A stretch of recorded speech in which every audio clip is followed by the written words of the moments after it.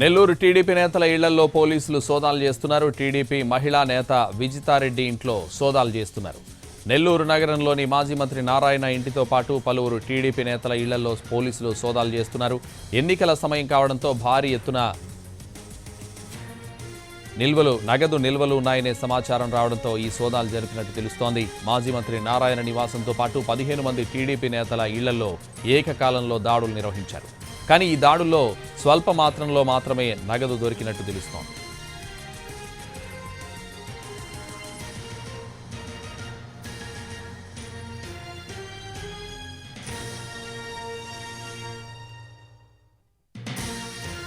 నెల్లూరు జిల్లా టీడీపీ నేతల ఇళ్లలో పోలీసులు సోదాలు చేస్తున్నారు.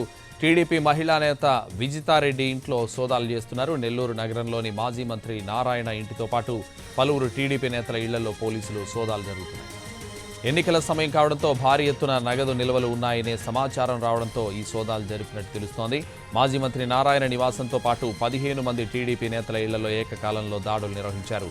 కానీ ఈ దాడుల్లో స్వల్ప మొత్తంలో మాత్రమే నగదు దొరికినట్టు తెలుస్తోంది.